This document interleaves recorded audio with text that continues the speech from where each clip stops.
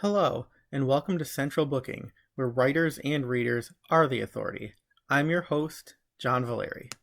Today, I'm sitting down for some book talk with critically acclaimed author Erica Ferencik. In Erica's newest release, Girl in Ice, anxiety-riddled linguist Val Chesterfield is summoned to Greenland. It's here that a girl is discovered frozen in ice. Then, after inexplicably thawing out, she begins speaking a language that nobody recognizes. Compelled by the mystery of it all and unanswered questions about her brother's death, Val finds herself on a journey that may just put her own life at risk. Erica spent a month in Greenland researching the book, just part of her immersive process. Previously, she rafted the Amazon River in the jungles of Peru for Into the Jungle and ventured into the remote forests of Allagash territory in northern Maine for The River at Night. Erica earned an MA in creative writing from Boston University, which marks the beginning of a multifaceted, multi-decade career in the arts. Girl in Ice showcases Erica's unique approach to craft. Publishers Weekly gave the book a starred review noting, exemplary. Trenchant details about catastrophic climate change bolster a creative plot featuring authentic characters. Ferencik outdoes Michael Crichton in the convincing way she mixes emotion and science. Now, Erica Ferencik reveals the hidden depths of Girl in Ice, which makes for a wholly unique reading experience. Hi, everybody. Welcome back to Central Booking. Today, I am thrilled to be in conversation with critically acclaimed author Erica Ferencik, whose new novel, Girl in Ice, is out right now. Welcome to the show, Erica. Thank you so much, John. I'm honored to be here. I am thrilled to have you here. And before we, get into it, I just want to tell people that they really need to pick up this book because, I would bet that it's unlike anything you were likely to read. And I mean that in the best possible way. Like, I picked it up and I was kind of floored. I didn't know what to expect. And I got a whole lot of bang for my buck. So people you'll hear all about it, in the course of this conversation, but I really encourage people to pick it up because it's a very unique reading experience, which is refreshing, especially for somebody who reads a lot. I can't always say that, but you did it. Yeah, thank you. Sure. So I figured, let's start with the obvious. I mean, the title, Girl in Ice, kind of says it all. So tell us, who this girl is, how she's discovered, and why that brings Valeri Chesterfield, who is your protagonist, to Greenland. A bit hesitantly, but she finds herself in Greenland. So why is that? How does it relate to the title? Sure. So, I guess you could look at Girl in Ice in two ways, which I'll talk about after I explain. But so Girl in Ice is about an American linguist named Val, who is tasked to go to a very remote climate research center off the coast of Greenland, where a girl has been found in a glacier, and she has thawed out alive, speaking a language no one understands. Now, 8 months before the story begins, Val's twin brother Andy, who was a climate scientist at this very station, walked out 50 degrees below zero one Arctic night and freezes to death. Now, the guy was depressed about climate change, so Val is not sure if he took his life, but she has her doubts. Now, the story begins when Val gets an email from Wyatt. Wyatt was the only other guy up there at the research station, saying, "You've got to come up here. You're the only one that can help me with this girl. Val is a specialist in dead Nordic languages." But Val suffers from a pretty severe anxiety disorder. She's only comfortable in a few places, her home, where she teaches. So that's a huge reach. But in the email is a little clip of the girl speaking. So almost against her will, she plays it. And even though she does not understand a word the girl says, she hears fear, she hears trauma and terror. And so for the first time in her life, she challenges herself and says, well, I gotta step out of my comfort zone, and I'm a linguist, maybe can actually use my skills to help this child. So that's the beginning of the story. Sure, you broke the ice, and we're going to go deep, but that's great because you literally, ticked off probably my next 4 questions to you. Oh, okay, no. Summary. But it's, just you get from the premise, what a sort of an intriguing book it is, and once you pick it up, I mean, you're not going to put it down. So Can you tell us a bit more? There is, like you said, there's a secondary mystery. Obviously, the primary mystery is sort of there's this girl, and so, where did she come from? How old is she? What language is she speaking? But there's also the story of Val's brother who, Yeah. died in what appears to be an accident, but, she has some questions about that. So can you talk Yeah. about, her questioning of her brother's death and how that sort of lends itself to her actions and motivations throughout the story? Well, she obviously knew her brother quite well, and he was manic. He would flip to, he thought he was bipolar, she wasn't sure. And so she doesn't know. She doesn't know if he did take his life. However, their father, who is 90 in a nursing home, is convinced that his son did not take his life and that something funky happened up there. And Andy was always the charismatic one, and Val was the sort of the quiet one, the one that the father pretty much ignored. But Val is the faithful one. She visits her father in the nursing home. That her father says, look, when Val tells her father about this email and the girl and the opportunity to go up there, the father says, you've got to do it. In fact, you've got to find out what happened to Andy. And if you don't bother come back and see me. And so I think that was part of the breaking point of her decision to go find out what happened and see the Sure. girl, these twin mysteries. Yeah. Yeah, and something else, I think you do so well is you mentioned the character of Wyatt, who's, been out in Yeah. Greenland for a really long time now. It's a very, remote place with not a lot of social interaction. So she does, have her doubts about him and his truthfulness, when it comes to what happened to Andy. And I got to think that's, a fine balancing act. Do we believe him? Do we not believe him? So that's a really Right. fun little thread that gets pulled through the novel. So I'll just, put that out there for people who like characters who are a bit ambiguous and fall into the gray areas. He's like right up there Yeah. with the Well, great. good. I did my job. You You believe him, did. you don't believe him. He's a good guy, he's a bad guy. I'll Yeah, and leave every time you think you've made up your mind it at about him, that. then he does something else that changes your mind again. Like you will literally flip-flop on him, till the very end of the book, which I love. It's like you're playing us. But that's your job, right? That's the fun of your job, Playing I you like guess. a flute. I've never been played so well. So I did want to ask you too, you mentioned that Val really struggles with a pretty acute case of anxiety, and it's something that you depict in a way that seems to me at least very realistic, but it's also sensitive to the truth of that condition. So I'm wondering Yeah. if you would talk a bit about how you develop that throughout the course of a novel in a way that is believable and sensitive and that adds something to the character and what she's doing and how she evolves. Well, I've been asked a few times, why did you give your character this anxiety disorder? And, we're always looking as writers, we're looking for conflict, and if she was Superwoman and she had said, yes, I'll take care of it, that's a lot less interesting to the reader than someone who can, we're all anxious. The world is a mess. I mean, I don't know about you, but I wake up pretty terrified every day. And Yeah. I think we all suffer from some level of this. But I wanted to depict her, and I didn't want to do an over-the-top thing. I didn't want to do like pure agoraphobia, because I needed her to be able to get on the plane, and go there, Right. and do that. But I did talk to a couple of psychiatrists to get, some information about the condition. So, I mean, I always do my research. I went to Greenland for a month to do research for the story, as I do for all my books. I go to the place and spend time there. For Into the Jungle, I spent a month in the Peruvian Amazon, for example.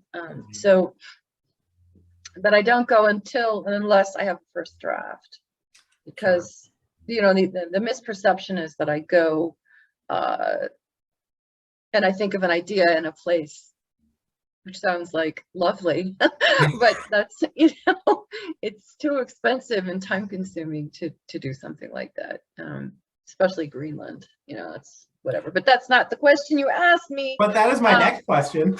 Oh, okay. Well, let's talk about that. Well, yeah. So what was the question? Yeah. And it's, it's so funny that you would mention that you actually write a draft first and then you go, because I also would have made the assumption that, oh, okay, you probably visit the place and then you start writing. So that's, well, I guess, it's Greenland. It's not like a state over. Yeah. I mean, this is a big deal. But I did want to ask you about that, because this is not like, you pull up Google Maps and you look at ice caps in Greenland. This is like a very immersive experience. So can you talk a bit about that and how actually being in that environment enables you to bring it really palpably alive on the page, because it is very much a character. And so just to go back a little bit. So the way I think of a book, I first I come up with an idea. We all come up with maybe book ideas, frequently or not. Just talking about a book idea and how important it is. It's because you don't want to start working on an idea and put your whole heart and soul into it and it's the wrong thing. So it's something that you have to love, because you're gonna have to talk about it for 4 years or 5 years. Here I am talking to you about this idea that I had in 2017, and I have to sound very excited about it, and I am excited, but you know how it's like. So it better be a great idea. And then, so anyway, I taffy out the idea into your basic 3 acts. And then for the next 3 or 4 months, I write the outline. The outline for this book was 100 pages. And then I create a first draft. And then I went to Greenland. Why do I do that? Because I need to know what I'm looking for when I go somewhere. I need to know who to interview, what questions to ask, what I need to see or observe. For example, for Into the Jungle, I needed to interview a shaman. I had to set that up. They're hard to find. Not that many real shaman around anymore, tell you. Same is true in Greenland. There are shaman, but very few left. That's my process. And I do come back. I come back with so many more details that I would never have thought of. For example, the air in Greenland, I don't know what we're breathing now, but it's not air. You know what I mean? The air in Greenland is so clean and so fresh and cold, and it just makes you high. I was just high the whole time. And just what it's like to kayak amongst these giants, these massive icebergs, and to have that feeling, to see it, hear it, smell it, and be among these massive things, and to understand that just beyond the electric fence there are polar bears wandering around, and just the intense remoteness of the place. The place is the largest island in the world. Greenland is the largest island in the world. It's a little bit over a third the size of Canada. The ice cap itself is 1,500 miles north to south, 700 miles east to west, and 2 miles deep at its thickest. Think about that. Yeah. And there are only 56,000 people on this entire place. There's a community college nearby with 56,000 people. So there's just tiny little towns. It's a hunting and subsistence culture, which you can read about and look up. But once you go and you see people and they need to hunt for food, it's a whole different thing to observe, and all the other elements of that. It's very expensive to import food to Greenland. Yeah. Traditional American food, or even European food.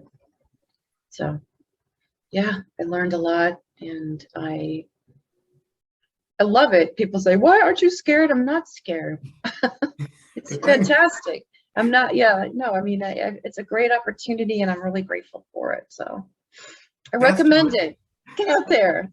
I know, and you have like the best stories to tell. Not many people get to say, "Oh yeah, I wrote this book and I went to Greenland." I mean, that's pretty amazing. And it really, you get a really visceral feel for it off the page, on the page, off the page, which is terrific. Good. And what I love, and That's I should tell people they should check out your social media, and I will drop the links in the video description, because you can see absolutely, stunning, gorgeous pictures. And the beauty really does kind of belie the peril and the insular nature. You think, wow, that looks stunning, but you don't realize how isolated you are and all the potential threats that exist within this beauty. So, people It's need true. to. It's true. But I mean, I'm gonna, and as time goes on, I didn't want to bombard people, but I will be posting a lot more pictures. I mean, on my homepage is a picture of this ice arch, and you say, oh, okay, that's great, that's beautiful. Well, it's 5 stories tall, it's several city blocks long, and we were kayaking there, and I asked my guide, like, what if one of these breaks, and he said, well, and we're all the time we're hearing explosions all over the place, muffled explosions Right. from far away. And he said, I said, and he said, well, just if you hear a sound, you turn your kayak toward the noise, because a wave will be generated and it will reach your kayak. He didn't say you'll live. He just said, turn your kayak toward the sound. And we all looked at each other like, I don't know here we are. What are we going to do? Leave? I mean, it's like, okay, that's what we do here. It's great. If I went there and didn't have anxiety, that would do it. Yeah, no, yeah. Well, I really have learned a lot about fear and these travels, and fear is this big, blobby, messy word, and it refers to all different kinds of things. I mean, Greenland, in Greenlandic, there's all of these different words for fear. The fear of sudden death, the fear of weather changing quickly, just all. And there's also the cliche, which is true, as lots of cliches are, that there are a dozen words for snow, but there are 170 words for ice. And that's because it's part of survival. You need to know what kind of ice you're dealing with. Is it the leathery new ice that's not really safe to walk on? Or is it the kind of ice that will support a man but not a polar bear? So maybe it's good ice to go out on, and it's thin enough for a seal to break through for a breathing hole. So their language just reveals so much about them. There's a beautiful Japanese word, shibui, which means the beauty of aging. Mm. And we don't have that in our culture, because we worship youth and beauty and sexiness. So you have all these things that you don't even realize are affecting your thinking, your beliefs about the world. And so that's why travel is so wonderful, and getting out there and learning and understanding there are different ways of being, than our way, than one way. And they're not necessarily bad or evil, or it's just illuminating. So sure. Yeah. Get out there. Be safe, but get out there. Right. Yeah. And, you go and do all these things, and then you make it back safe and well. And I say to myself, well, okay, maybe that's possible. It worked out. Yeah. Get your shots. Well, so, I mean, I think that we make calculated risks all day long. I don't know about you, but when I drive and someone is signaling a left turn or something, I don't believe a thing until I see the car turn. Yes. You mean, I don't even believe you, So you're making a risk, you're making a calculation. You don't even think about it. But you can take that kind of thinking and work it into some trip. I mean, I almost didn't go to Peru because I was so terrified that, right. Because I'd read so many books about the jungle. Right. And then I was like, well, they're not all dead down there. I mean, they must not even, they must have ways of coping, and they sure did. They sure did have ways of coping. In fact, right. I talked to my guide down there in Peru, and he was talking to this woman in one of the tiny little villages, and she couldn't speak English, but she came up to me and she talked to me, and I don't speak Spanish, So I said, "What's she asking? What's she asking?" And my guide said, she said, "You're from something." I heard Boston, and he said, how do you survive Boston? How do you survive the ice? I hear you have these storms, and in their mind, it's like, how do you survive that? And I can understand that, Right. Ice Palace, how do we survive that? When I'm thinking, you have giant anacondas in your backyard, lady, and she's fine, she's cool, just ways of coping. So anyway. Yeah, there's a little perspective for you. Yeah, I love exactly. it. So, let me ask you, because this is sort of kind of a great transitional topic, because I mean, obviously, people hearing you speak are going to get the sense that there is so much in these books. I mean, not only do you get a mystery and adventure, but there's culture, there's history, there's travel, there's languages. And can you talk a bit about that? Because obviously, the primary purpose of a novel is to entertain, but secondarily, there's, like you said, illumination, education, enlightenment, and that's got to be a balance. So how does that develop, for you throughout the process of writing a book so that one doesn't overtake the other? What a great question. I mean, I thought about that a lot. I didn't want to get too sciencey or anything like that. I know my job, number one job, is to write a great story. Everything else is secondary to that, which is why nobody cares that I went to Greenland. I don't, so who cares? You're buying I hate to sound, kind of mercenary, but you're buying a product when you buy a book. You want entertainment. You read about it. It sounded good. Here's my $27 or $30 or $15 if it's a paperback. Give me the thing. You want the thing. And I think I never lose sight of that. And I love that. And that's my pride right there. But I think that when I think writers it's very easy to get distracted with research. I think a great book is a combination of thinking and feeling, and going kind of back and forth between that, because you don't even realize as a reader, and even as someone watching a movie, how much you're thinking. I mean, the IQ of a reader or a watcher is 20 IQ points higher than you, the writer. You think because we have absorbed story our entire life. We know so much more than we even realize about story. So I'm also very conscious of that. But you also don't want to fool the reader. You don't want to leave stupid clues that lead nowhere, or start plots that do nothing. Everything needs to resonate against everything else. I think the way I try to solve the issues that you talked about is through the outline. I'm really conscious of, and every scene needs to, it's a cliche, but it's true. Every chapter needs to be there for a reason. What is it doing? How is it moving the story forward? What changes? What are the bad? Does it go to a positive change, to a negative change? What do we learn? But even more important, what question does it leave unanswered that the reader might absolutely want to know? So, but I believe that it's important to, as an artist, to follow your fascinations and believe in your own weirdness and fascinations. I mean, I think this book was a combination of, I call them my 5 fascinations. Can I say what they are? Please. The first one is, there's a scene in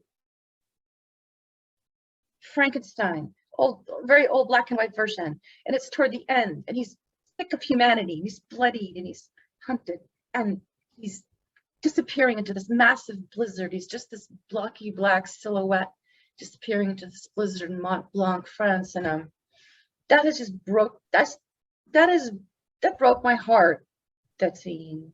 And I'm still trying to figure out why. I think it has to do with, man's inhumanity to everybody, especially people who are different. And so there's that feeling, though, that Arctic setting.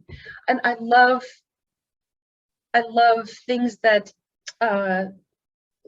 stories that sort of cross the line between what's real and what isn't. You know, because you're going along like, well, that might be true. I better Google it. You know, like that might be true. And I think I love that so much because we don't even realize how much we don't know. What we don't know is much larger than what we know. I mean, we're just learning about the fact that trees can communicate with each other. The fact that, you know, a dying tree, an older dying tree will release its sugars to its young saplings so they live.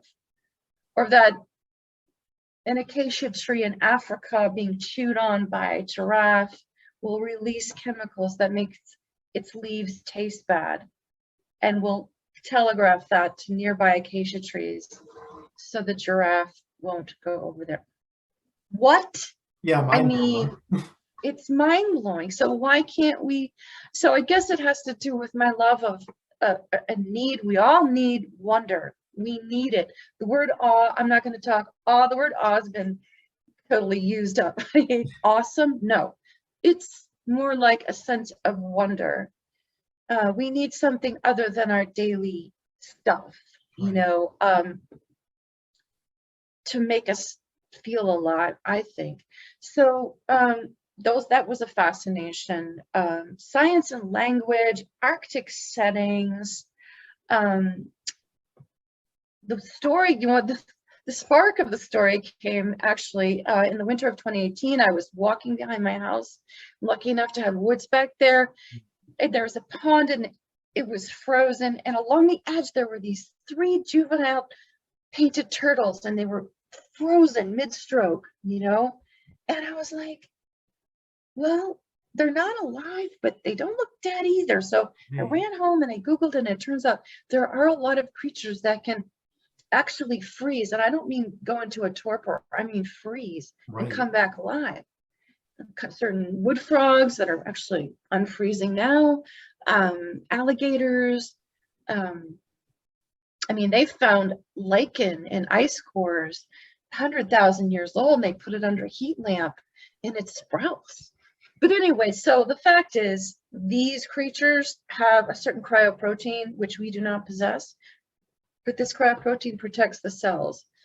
So when water freezes, it, of course, it gets jagged and it breaks the cell. But these creatures have a cryoprotein that protects the cell, so that does not happen.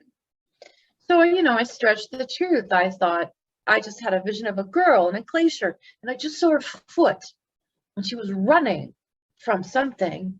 And my job was to figure out what is she running from, you know, and why, and was she, and all of that. So that was actually the spark of the book. And then I was able to, you know, try to pull in all those other elements that I spoke about. So anyway. Wow, that's great. I mean, what a great spark to have. And what I love about, you know, a book like this is it's escapism, absolutely. But then you know, you turn the last page and you put the book down and you realize, one, that you're still thinking about it, and two, that you actually learned, you know, all kinds of things and absorbed them through the process that you might not even have realized at the time. Right. So it is that entertainment, but there's a bit of enlightenment too, which I think is, you know, a lot of fun. So I'm going to switch gears just a little bit, but I wanted to ask you, you know, I think people obviously are getting a sense of your books through this, but we, you know, live in a time where everything is about, you know, classification and categorization because, oh my God, you know, tell me people about know they have to know how to sell you and they have to know where to shelve you. And I mean, that can help authors to be found, but I think in a lot of ways it can also do sort of a disservice to authors, especially when there's so much incorporated in a book. Like this is, you know, it's sort of an action adventure. It is a mystery. It's not like the traditional mystery, but there is a lot in it. So if you had to describe your books for readers, what would you say that they are? Because there's not a shelf for this book. Such a great comment. I mean, and I struggle with this. I struggle with my publisher who struggles with this, you know, and who struggles with booksellers who struggle with this. And I don't want to be in mysteries because it's not a mystery. It definitely has thriller and suspense elements. I would put it in general fiction. I mean, that sounds a little whatever, but I think that, I say that when pressed, I say I write literary thrillers, which sounds kind of snotty. But there are a lot of, cookie cutter thrillers out there. So I don't really want to kind of be thought of as a cookie cutter thriller writer. I'm not trashing that. I'm just saying, well, maybe I am trashing the bad ones. There's a lot of bad books out there. We all know that. But I guess I would want to be in general fiction and be discovered that way. Because if you're shuffled off into mystery, people are looking for Agatha Christie. If you're shuffled off into thriller, they're looking for The Silent Patient or something like that. Or, The Push by Ashley Audrain. And I love that book. But it's that we're different. And I'm not trying, I don't like, it's hard enough. I don't need this problem of where does my book go? Jesus. But yeah, it is a novel with thriller and mystery elements and a touch of horror, nothing terrible, but I've been compared to Michael Crichton in my use of science and human feeling. I love science. My next book has some more science and feeling. So maybe that'll be my brand. I guess the brand, brand. Yeah, and I wanted to ask that because it is sort of like a hybrid novel, and I love that because there are so many elements to it. But then it's like, okay, where do you put it? Where do you find it? And I was, and it's like, all right, you can be original and unique, and you think that that's a good thing, except when it comes to selling it, because we don't necessarily know how to do that. So I should, say a little shout out to the great Megan Beatty, because, she's the one who put this book on my radar, and she's like, look, I know you like mystery and thriller and all that stuff, and this has some of that in it, but you just need to read it. Like, it's just a really, Megan really Beatty. good book. Isn't Love she great? her. She's amazing. But I forgot what I was gonna say. Oh well, yeah. Anyway, but yeah, it just got me to thinking. When I was reading this book and thinking to myself, okay, I have not read much like this. Like, had it not been for Megan Beatty, that little bird in my ear, how would I have ever found this book? And I feel like it would have been kind of tragic had I not. I mean, that might be a bit dramatic to say, oh, what a tragedy. No, it would have been tragic, John. I think it would have. When it comes to no, books, I mean, that's something I struggle with, I know what I was going to say. So yeah, so my publisher in America is sort of packaging it as a thriller, which I totally don't mind. I mean, but my German publisher is publishing it as general fiction. Interesting. I'm giving it a different name. They're calling it A Song from the End of the World. Oh, interesting. Yeah, that definitely has a little more, literary fiction, literary feel to it. Yeah. So I'm curious as to how it will do in German. That will be interesting to see. That publishes in September. So I don't know what the right approach is. I don't know. Oh, it's interesting because these are just, the mysteries of publishing. You basically write something and wait for somebody else to tell you what it is. But exactly, regardless of what that is, I should say, like, it's absolutely gorgeous. I mean, look at that cover. It's just it's a beautiful, attractive book, but Thank you. it's a lot more than that. So you get a great cover, but there's a lot of depth. I guess maybe that's my point. I don't know what my point is. Yeah, no, I just again, I like to write what I would love to read. How many times have you just read books and it's like, oh, I don't have time for this crap, and you just throw it against the wall, and my wall is dented from books I've thrown. Because I don't, I'm getting older. I don't have time to. Same with, I mean, you must be the same with you. I mean, it must be movies as well. It's like we're clicking. Oh no, then that again, or whatever, or that again done. Well, there are only so many stories in the world, but maybe it's that again. Oh, but done in this whole different way that's really smart. And then when that catches our attention, you know what I mean? But that's hard to do, and that takes years to sort of get to, especially in my case. No. Anyway.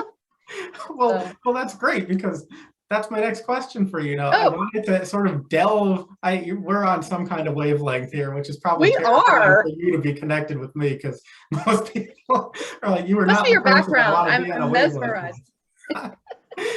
But yeah, I mean, what most people, you know, aren't going to gather is they're going to see your name and they're going to see 3 great novels, but they're not going to realize that you've been at this, you know, for decades. You have an MFA, you have written, you know, across the board. You've even done ghostwriting, you know, essays, Oh, yeah. all, yeah, short fiction. So can you talk a bit about, you know, what your background is and how those sort of different types of writing have led you to where you are now?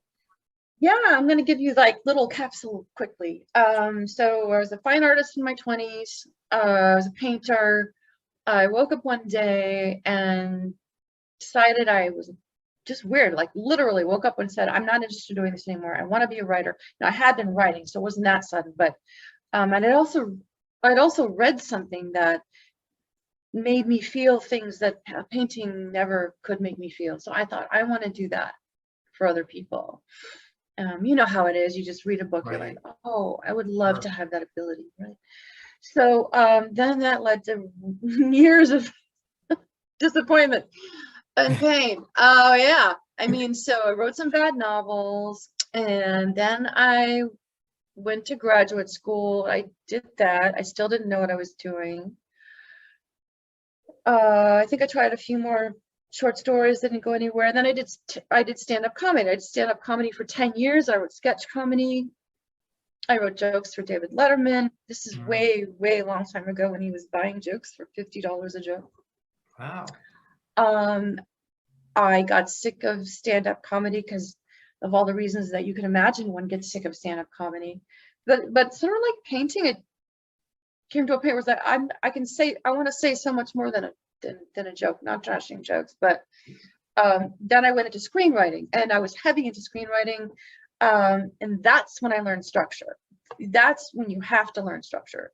So as frustrating as that was, because I'm not collaborative, I learned a lot. Worked for as a director of development for a film company. Read 1,000 scripts, no exaggeration. Decided I had to go back to novels. This wasn't happening. We're talking decades. Right. Wrote a few more books that didn't go anywhere, explored different genres, really lost my mind. Then I think I was at the lowest point of my life. I'd lost my job, couldn't find a job for a year. I was crying up, you know, and my husband's like, you know, do what you do best, write a novel. And I was like, screw you. And so I started writing, that's when I started writing The River at Night. Because I was like, all right, I'm gonna try again. And that was the one that was in 2015 that I sold that book, and it was published in 2017. But I had been writing for 35 years. I wrote, and there was my essay writing period, some journalism, I made a film. I just want to say to people that I think I was really hard on myself for not getting where I wanted to be. And every stage is valuable. You are learning things you don't even realize. And so you gotta love yourself at every stage of that you are as a writer. And don't trash yourself. There's a shitty word, it's success, okay? And you know, what are you a success or not a success? Well, you know, a success is defined by you. You know, it's like, okay, today I made the deadline for a contest, or I really learned something about dialogue, which is going to change how I even write dialogue. That kind of thing. And you really have to love it, because it's a marathon, not a sprint. So if you don't like to run, then what does that tell you? Right. So I guess it just went from The River at Nights and then Into the Jungle, and now Girl in Ice, and I'm under contract for the next one, although I haven't touched it for 2 months because of preparing for Girl in Ice. But I look forward to going back to my weird isolation. That's right. I You'll work get in a there. shed. I work in a shed. There you It's not go. sexy. This is the sexiest thing, is like when you come out with a book, but it's very fleeting. You know, it's very, very fleeting. You really have a month to try to make a splash, and books come out like in a fire hose. There's a fire hose of books every week. So again, I have to remind myself, okay, you did the best you could. Be nice to yourself. Have a nice glass of wine at the end of the day, and know that you did your best. And that's, you know, yeah, I just wish that I could go back and be nicer to myself. So be nice to yourself, everyone listening. That's Be kind to really, yourself, live really your life. terrific advice. And it sounds so Yeah. simple, but it's not. And It's especially, I think, not simple. I know. no, I it feel sounds like like, I'm oh, how making it basic, but simple. it's not. Yeah. And I It's think not. especially sometimes for creatives, because, you know, again, there's that subjective term of, you know, success. What makes me a success? Are people paying attention to me? Do people understand me? Yeah. Yada, Right. yada, yada. But it's different than, you know, sort of a normal job where you put Yeah. in something, you get out something, there's some kind of guarantee and I expectation. know. There's That no doesn't really incentive. exist in, you know, the arts necessarily. The arts, you're up, you're down, you're all around. But you know, especially writing novels, it's extremely complex. I mean, I would say it's one of the most complex things that we can undertake. So don't think it's, you know, don't be upset if you don't like your first draft. Look at your first draft and say, wow, I got this, and this right. Well, I guess I got to get this, and this right. Or hey, you know, just have it's a like, first draft, which I so would consider you're success. think about all the things you're thinking about at once: plot, character, pacing, setting, dialogue, character development, you know, page turner qualities. I mean, I'm amazed it ever gets done. You know, it's some kind of miraculous thing that, but it's learning, really. I mean, it's just there's a lot to learn. So it's not an illusion. There's a lot to learn, and you will learn it if you put your mind to it. And I would schedule it into your life. Don't think, you know, if you want to be a writer that I'll get to it later. Well, make it part of your life, and make it say, okay, from 2 to 3 I'm going to write, or and then do it, and then stuff will happen. You know, I think so. I love that. And you know, it's so funny because Yeah. it is sort of such a mysterious process and it never really happens the same way twice. And I've talked to so many people who will look back and say, I have no idea, you know, how I wrote this book, how this book came to be. It's Yeah. as much a Yeah. mystery to me as anybody else. Yeah. And then, you know, as a reader, I love talking to authors because, you know, we get this book, we read it in a couple hours, we enjoy it, and then we say, hey, like, where's the next one? And you really have to take a moment to have appreciation for all that went into it, because you know what may take me 6 hours to read took somebody Took me 6 years 4.5 to years. yeah.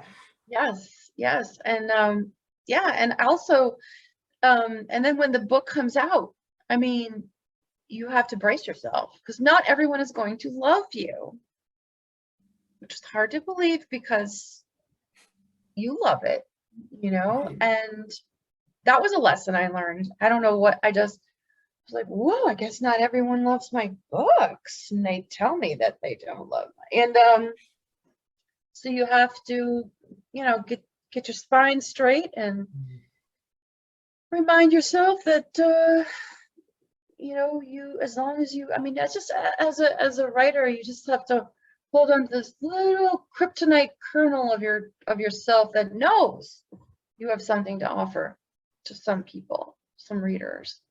Right. Maybe not all readers, but you know it. Right. And That's you're why you're working so hard, you know? you're right. And then there are those people who might not, you know, respond to your book in the way you'd hope, and they tell the world and then they tag you in it, which is like the It's worst. horrible. Or they see some mistake you made that was like, okay, I pounded my head against the wall for 4 years to get everything perfect, and you found the one thing that I screwed up, and you gave me 1 star, and you tell me I suck.